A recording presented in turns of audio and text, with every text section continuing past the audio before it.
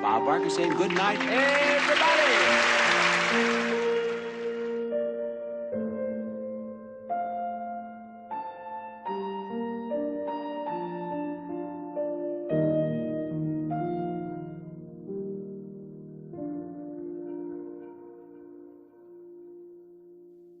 I'm Bart Simpson. Who the hell are you?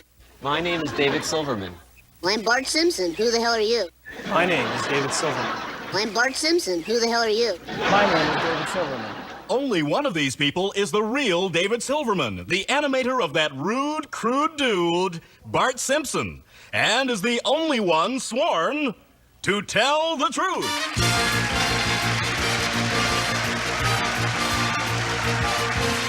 Now let's meet our panel. Actor and raconteur, Orson Bean. Tony Award-winning actress, Peggy Cass. Star of the upcoming film Lena's Holiday, Chris Lemon. And to tell the truth's very own Kitty Carlisle. Here's the host of To Tell the Truth, Lynn Swann.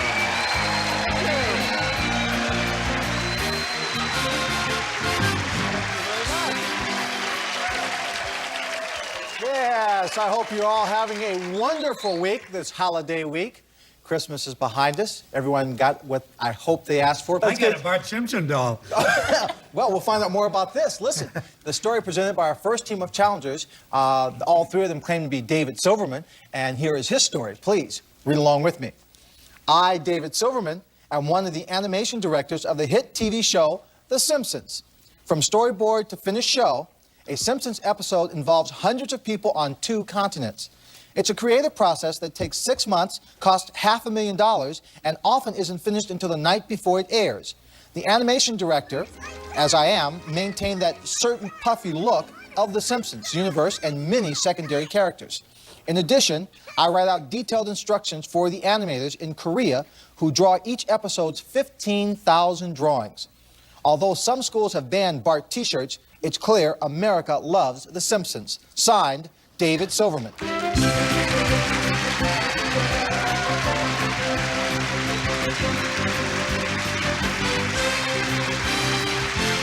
We'll find out more about this cool cartoonist right after this. Hello, my fellow fans of fun. I'm Samantha Harris, and I am so super excited to be here, joining the Game Show Network family. Yes! Am I having too much fun? Too much fun. This is Game Show Network. There's no such thing as too much fun. That's what I thought. Yes. Tug of Words. All new weekdays at 3:30. Only on Game Show Network. It's a great morning, okay, panel? All three of these people came to be Mr. David Silverman, the animation director for Bart Simpson. Let's start the questioning with Kitty Carlisle. Thank you. Number one, why do you do it partly in Korea? It's cheaper. And number two, who invented The Simpsons? Matt Groening. And number three, when you do, are you the director or are you the animator? The director. You're the director. Number two, you don't do any animating. Oh, no. You I do. animate as well. Number one, who is Chuck Jones? I think Chuck Jones invented the characters for Warner Brothers. Thank you. And number two, Time is up, Kitty. Chris. Okay, number one, you say you maintain a certain puffy look for the Simpsons universe. What do you mean by that? Well, the characters look like they've been inflated with air, so they've expanded a little beyond the normal realm. Yeah, and number two, the characters really are marvelous, especially the background characters. But I've noticed that you tend to have one with a sharp, sort of a long mouth that always plays the evil guy. Is that a favorite of yours for any reason? You mean Mr. Burns? Yeah, but I've seen the character in a number of different characters. I've seen that certain drawing done with the long lips and the Oh, sharp... I think that's a stylistic thing that you're speaking of. And number three, I love the character of the mom. Who plays her voice? Julie Kavner. Thank you. Peggy. Number one, how do you direct a cartoon character? I mean, you can't say, I want you to draw. I mean, how do you do it? Well, you think about it in your head, first of Yes. all, and then you draw it on paper. Oh, you do the drawing. Yes, I do a drawing, and I have a staff of about 8.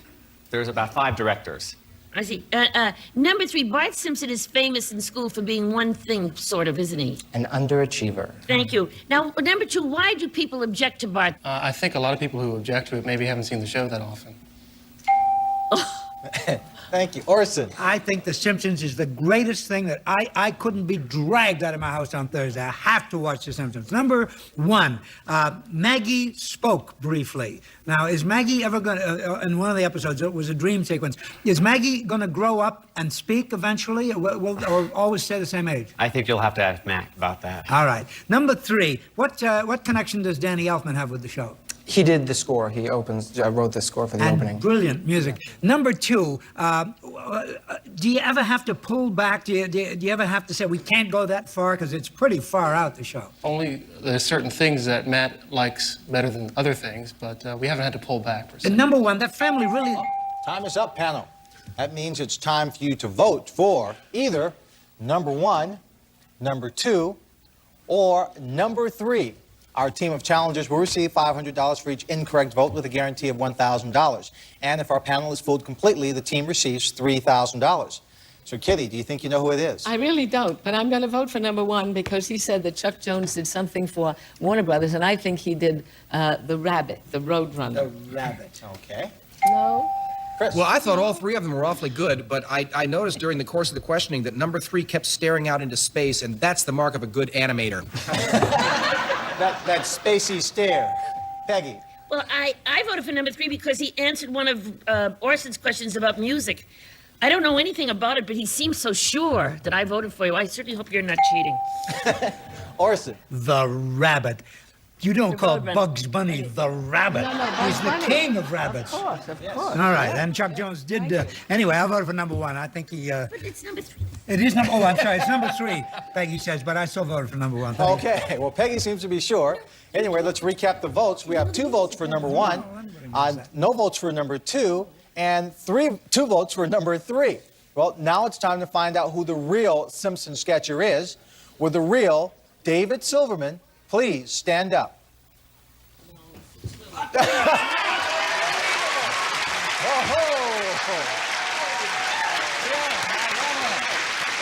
Panel, they did a great job on you. David made a drawing for us. Let's take a look at this. And David, tell us all about it. Well, I was speculating that perhaps I might do well on this show, and as you can see, Maggie got all the votes, I think, because of her great articulation. Well, your cartoon came out to be true because you stumped the panel. Let's meet your imposters. Number one, what's your name and what do you really do? My name is David Schneiderman, and I own my own marketing firm in Los Angeles. Terrific. And number three? My name is Max Muchnick, and I'm a high school English teacher. Wonderful. Well, with the help, David, with a marketer and a teacher, you stumped our panel, so your team will receive $3,000. You played the game terrifically. Thank you for being here on To Tell the Truth. We'll be back with the Police Officer of the Year right after this. Psoriasis really messes with you. Try, hope, fail. No one should suffer like that. I started Cosentix. 5 years clear. Real people with psoriasis look and feel better with Cosentix. Don't use if you're allergic to Cosentix. Before starting, get checked for tuberculosis. An increased risk of infections, some serious, and the lowered ability to fight them may occur. Tell your doctor about an infection or symptoms, or if you've had a vaccine or plan to. Tell your doctor if your Crohn's disease symptoms develop or worsen. Serious allergic reactions may occur. Best move I ever made. Ask your dermatologist about Cosentix. We're back to Tell the Truth, so let's meet our next team of challengers.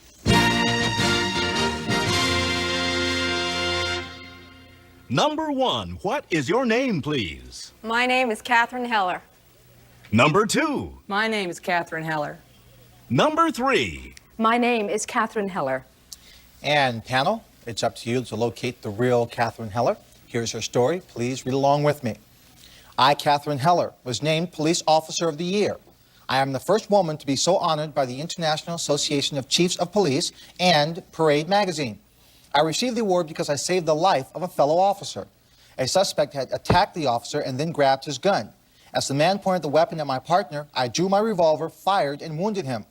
Despite the fact he was wounded, he still threatened to shoot my partner. I had no choice. I fired again and killed him. Even though I had saved one life, I was deeply troubled that I had taken another. I was plagued by nightmares, severe depression, fits of rage, and was diagnosed as having post-traumatic stress disorder. I considered quitting, but after months of therapy, I'm proud to say I'm still on the force and back on duty. Signed, Catherine Heller.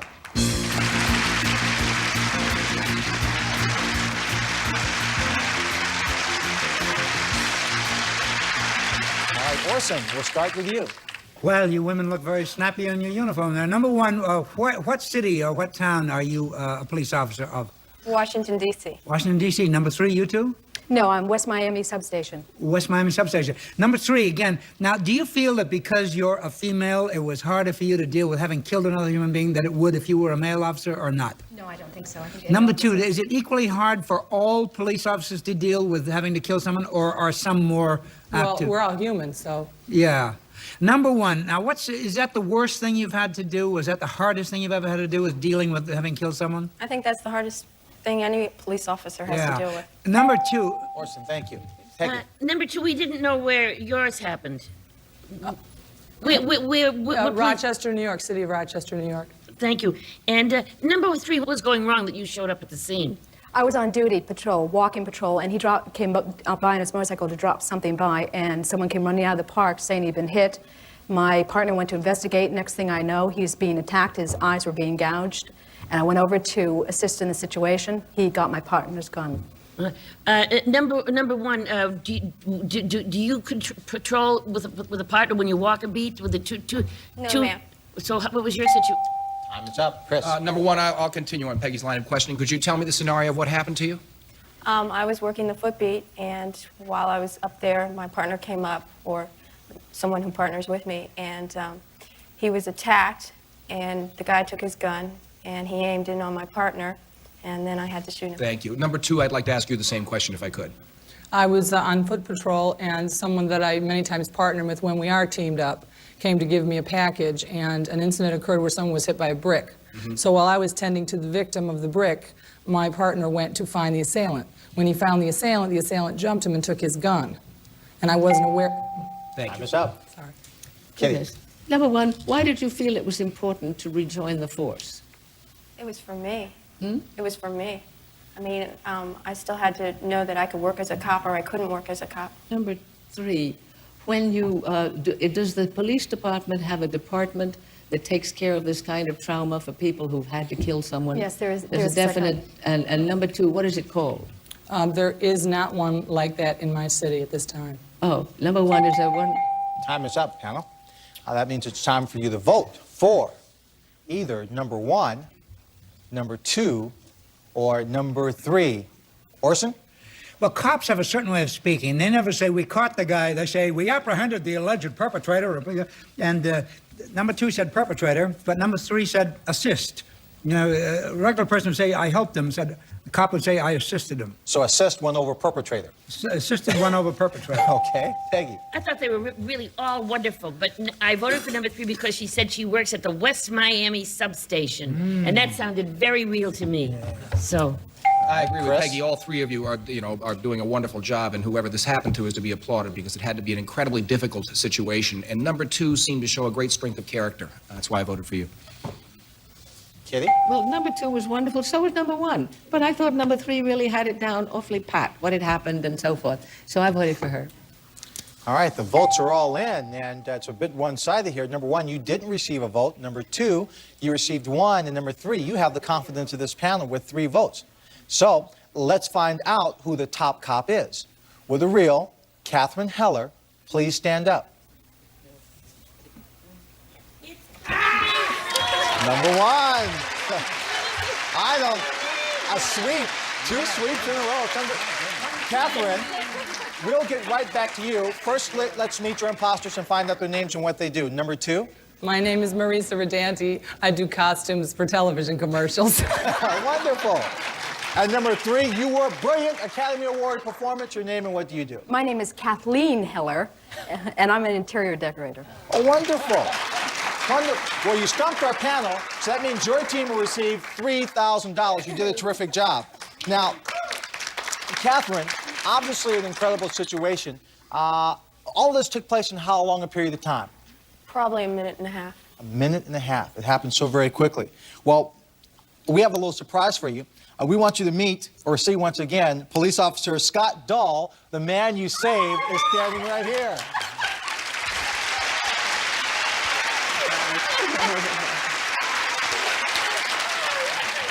Well, you can stay up. I mean, So to say the least, Scott, you're glad she's back on the force. Yeah, so I'm glad I'm back on the force, too. Absolutely. You did a terrific job. Thank you all for being here and playing on To Tell the Truth. We'll be right back to play one-on-one with someone from our studio audience right after this.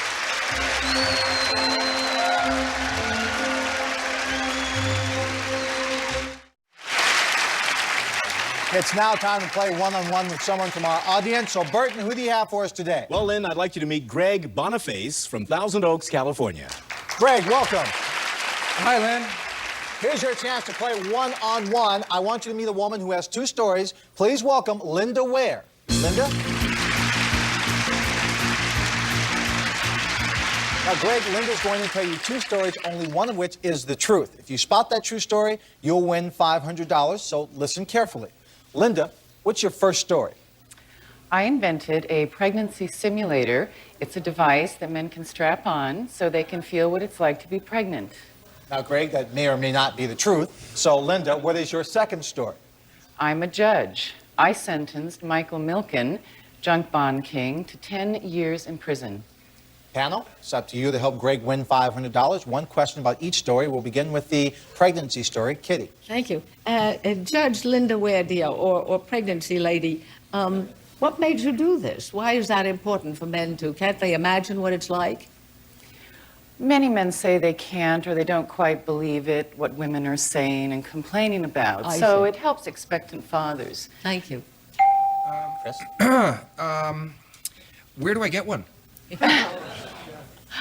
Well, actually, it's something you need to go to your wife's obstetrician or hospital to be able to then wear it. Thanks. Peggy. Does it give you morning sickness? No, that was one that was left out. Product liability. Orson. Complaining is one of the great pleasures a pregnant woman has. Why take it away from her? Well, now her complaints will just be better understood and appreciated. Thank you. All right, Greg, you heard the first story. Now, story number two, the judge. Thank you. There's a lot of controversy about the sentence. Where did the people come down on that you gave Milken too strong a sentence or not enough? What do you think they felt? Well, I think it depends on which posture in terms of financial benefit that they stood on. Certainly my message was to give a rather sober message saying that anyone who disregards or convolutes the law will be punished. This will not be tolerated even among the wealthy and powerful. All right. And along the same lines of questioning, how did you feel while you were sentencing Milken? I felt, knowing the history as I knew and was privy to much that did not have an opportunity to come out since there was not a jury trial, as you know, that he was served justice well. Peggy? Thank you. Michael Milken got 10 years. How long a sentence did Ivan Boesky get? He received 3, so less than a third of what Mr. Milken received. Yes, I understand. Orson. Is Milliken going to do hard time with guys with tattoos, or is he going to be in with congressmen and things? There has been no final decision on that as yet. Give him the tattoo, guys. All right, Greg, you heard the cross-examination. Is Linda the woman who invented the pregnancy simulator, or is she the judge who sentenced Michael Milken? I find the story hard to believe about the pregnancy simulator. She holds herself well as like she would be a judge, and she answers the questions very easily. I think she's a judge. Well, Linda, what is your true story? To tell the truth, I invented the empathy belly pregnancy simulator. I'm sorry, Greg. But we do have a nice gift for you. And Linda, for stumping Greg, you receive $1,000. But folks, don't go away when we come back. I am going to feel what it's like for men to be pregnant when we come back. I am going to be in that manner. This Christmas, it's all about family. We got 2 good families playing feud. Name something that is close to your heart. Family. Family Feud. All new weeknights starting at 10 on Game Show Network. Welcome back, and before your very eyes, I am about to have a baby. Linda, impregnate me. Let's first simulate that shortness of breath, shallow breathing that women have. Now you face me, take a deep breath and blow it all out. Empty, empty, empty those lungs. Don't breathe. Very good. Okay, let's meet the baby. I feel a shortness of breath. I think this was a day it happened. I conceived right now. Thank you. Sort of like that moment, yes. You hold baby from underneath, okay? And let me just get you cinched in here. Slip your arms over this. Okay. Get it look real cute. There you go. There we go. Oh, yeah. You know, Oh, I think I'm getting attracted. I always wanted to be a strong-chested man, and What are you doing? Madonna's missing something, I know. But you know. Well, I know Madonna's missing it because it's too small to be Dolly Parton's. Well, now, we'll let you get off easy. Let's simulate the feeling of a baby's head or buttocks on your bladder. I'm going to hold baby up. You take this, and you put it over your bladder. Okay, and this will feel just like a baby, giving you that frequency and pressure. It's kicking, it's kicking. Yes, there's kicking. Babies kick, that's right. Well, listen, folks, while we're doing this, I think it's a boy. I'll let you know in about 5 months. Thank you for joining us on To Tell the Truth. We'll see you next time. Let's give a little foot here. This is your boy. And another little knee here. This is Burton Richardson speaking for To Tell the Truth, a Mark Goodson television production.